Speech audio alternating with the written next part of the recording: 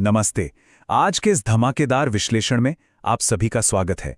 देखिए, बचपन में ना हम सब ने एक ईमानदार लकड़हारे और उसकी कुल्हाड़ी वाली कहानी जरूर सुनी है ना? पर सच कहूं तो आज हम इसको सिर्फ एक बच्चों की साधारण कहानी की तरह नहीं देखने वाले हैं।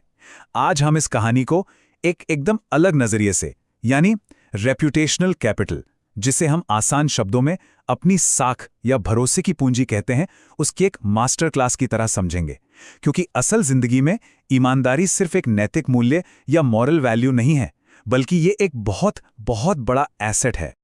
तो कहानी की शुरुआत होती है एक बहुत ही गरीब लकड़हारे मोहन और उसके छोटे बेटे अर्जुन से। अब सोचिए, जब एक छोटा बच्चा पूरी मासूमियत से अपने पिता से पूछता है कि पिताजी, हम इतने गरीब क्यों हैं, तो मोहन का जो जवाब था ना, उसने गरीबी की पूरी डेफिनेशन ही बदल कर रख दी। उसने कहा, बेटा, गरीब वो नहीं जिसके पास धन कम हो, गरीब वो है जिसके पास ईमान न हो। ये बस कोई आम सा वाक्य नहीं है। ये लाइन सीधे तौर पर ईमानदारी को दुनिया की सबसे बड़ी और सबसे बेसिक संपत्ति बताती है। मतलब सच्ची गरीबी आपके बैंक बैलेंस में नहीं, बल्कि आपके चरित्र या कैरेक्टर में होती है। खैर, अब आगे बढ़ते हैं हमारे पहले हिस्से की तरफ, जिसका नाम है लकड़हारे की परीक्षा, अंधेरे में असली चरित्र। इमेजिन कीजिए, मोहन अकेले नदी किनारे लकड़ियां काट रहा है और अचानक उसकी कुल्हाड़ी पानी में गिर जाती है। अब देखिए, ये ना कोर इंटेग्रिटी, यानी आपकी मूल ईमानदारी का सबसे बड़ा टेस्ट होता है। वो टेस्ट जो तब सामने आता है जब आपको कोई नहीं देख रहा होता। तभी नदी से एक बूढ़ा साधु निकलता है और मोहन की परीक्षा लेना शुरू करता है। पहले वो एक सोने की कुल्हाड़ी निकालता है, कोई भी लालचा जाए, राइट? पर मोहन तुरंत मना कर देता है। फिर चांदी की कुल्हाड़ी आती है, वो भी उसे साफ नकार कर देता है।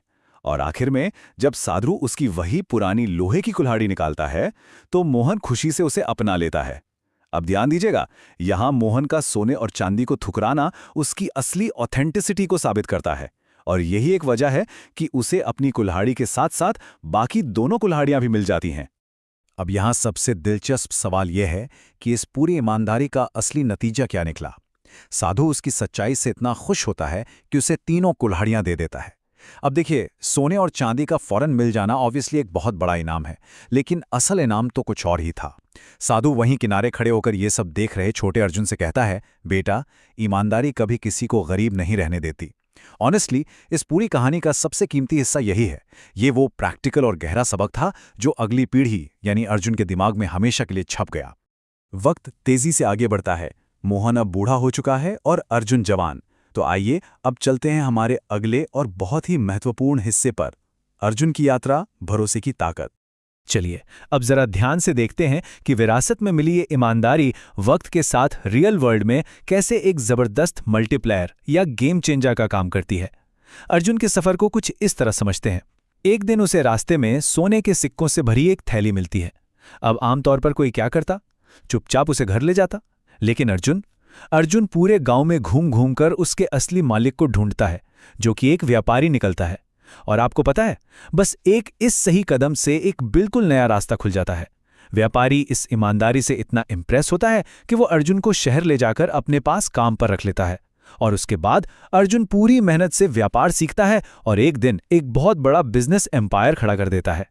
और सबसे कमाल की बात यह है कि उसी ईमानदारी की नींव पर अर्जुन वापस गांव आकर बड़ा घर बनवाता है, गांव वालों के लिए स्कूल खोलता है और कुएं खुदवाता है।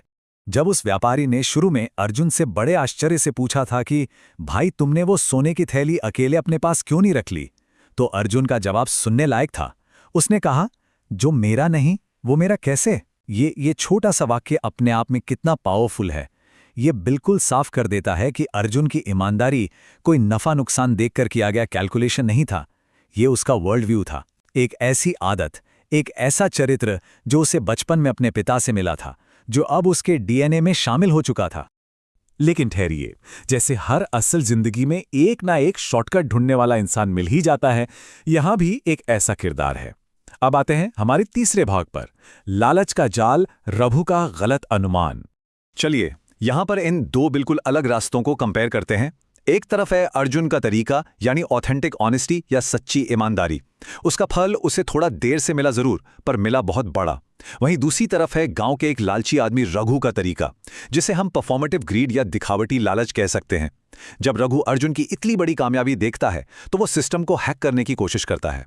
रघु ने क्या किया? जानबूझकर अपनी कुल्हाड़ी नदी में फेंक दी। और जब साधु ने बाहर आकर वही सोने की कुल्हाड़ी दिखाई तो रघु तुरंत लालच में पागल होकर चिल्ला उठा, हाँ ये मेरी है।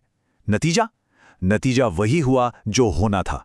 साधु को इतना गुस्सा आया कि सोने चांदी की बात तो छोड़ ही दीजिए, रघु की अपनी बेचारी लोहे की कुल्हाड़ी भी वहां से गायब हो गई।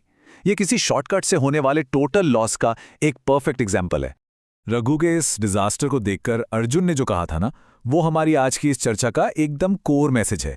लालच हमेशा छीनता है और ईमानदारी हमेशा दिलाती है। ये बिल्कुल सटीक बात है। शॉर्ट टर्म मैनिपुलेशन या दिखावा करके ना कोई भी एक पल के लिए खुद को बहुत चतुर समझ सकता है, लेकिन उससे कभी भी लॉन्ग टर्म वैल्यू यानी एक लंबी और सच्ची पूंजी नहीं बनती। असल में लालच आपसे वो सब भी हमेशा के लिए छीन लेता है जो थोड़ा बहुत आपके पास होता है। और अब हम आ पहुंचे हैं इस कहानी के सबसे शानदार, सबसे इंस्पायरिंग पड़ाव पर। भाग 4, ईमानदारी की विरासत, मुद्रा के रूप में भरोसा। वक्त के साथ वो व्यापारी अब काफी बूढ़ा हो चला था और यहाँ पर हमें दो अलग अलग पीढ़ियों के बीच का एक सच में अविश्वसनीय, एक अनबिलीवेबल हैंड ऑफ देखने को मिलता है। उस बूढ़े व्यापारी ने अपना आखिरी फैसला सुनाया और उसने अपना पूरा का पूरा व्यापार अर्जुन को सौंप दिया। पूरा एम्पायर। सोचा है कभी क्यों? क्योंकि उसका मानना था कि धन से ज्यादा भरोसा बड़ा होता है। ये एक हिस्टोरिकल मास्टर स्ट्रोक था जिसने इस बात पर पक्की मोहर लगा दी कि भरोसा यानी ट्रस्ट इस दुनिया की सबसे अल्टीमेट और सबसे ज्यादा स्केलेबल करेंसी है। पैसा क्या है? आज है, कल नहीं रहेगा, लेकिन अगर एक बार भरोसा कमा लिया ना तो वो जिंदगी भर हर मोड़ पर नए अवसर पैदा करता रहेगा। चलिए अब देखते हैं कि ये पूरी साइकिल, ये चक्रा कैसे एकदम खूबसूरती से पूरा होता है। एक दिन अर्जुन का अपना छोटा बेटा भी उसके पास आता है और ठीक वही सवाल पूछता है जो कभी अर्जुन ने सालों पहले अपने पिता मोहन से पूछा था। पिताजी, दुनिया की सबसे बड़ी दौलत आखिर है क्या? और अर्जुन बस मुस्कुराता है और सिर्फ एक शब्द में जवाब देता है, सच्चाई। ये कहानी का कितना प्यारा और साइक्लिक एंड है ना। अर्जुन ने अपने पिता के उसी फिलॉसफिकल फ्रेम को हूबहू अपनी अगली पीढ़ी तक पूरी तरह से पहुंचा दिया। और हमारा कंक्लूजन भी बिल्कुल यही निकलता है कि ईमानदारी, सख्त मेहनत और सच्चाई का फल आने में भले ही थोड़ा देर लग जाए, लेकिन जब वो मिलता है ना तो दुनिया में उससे मीठा कुछ और नहीं होता। और इसके साथ ही हम इस कमाल के विश्लेषण के बिल्कुल आखिर में आ गए हैं। पर जाने से पहले मैं यहाँ एक बहुत ही थॉट प्रोवोकिंग सवाल छोड़कर जाना चाहता हूँ। अगर ये रेपुटेशनल कैपिटल या आपकी बनी बनाई साख सच में सबसे बड़े रिटर्न्स देती है, तो जरा खुद से पूछिए कि हम सबकी रोजमर्रा की छोटी छोटी चॉइसें, हमारे आम फैसले किस तरह इस सच्चाई की स्थायी दौलत में इन्वेस्ट कर रहे हैं। इस बारे में जरूर बिल्कुल गहराई से सोचिए। कोशिश यही होनी चाहिए कि अपनी असली दौलत को बैंक बैलेंस से नहीं, बल्कि अपनी ईमानदारी के उस कंपाउंडिंग रिटर्न से नापें जो सालों साल बढ़ता है। तो आज की इस गहरी चर्चा में जुड़ने के लिए बहुत बहुत धन्यवाद। उम्मीद है कुछ नया सोचने को मिला होगा। मिलते हैं अगली बार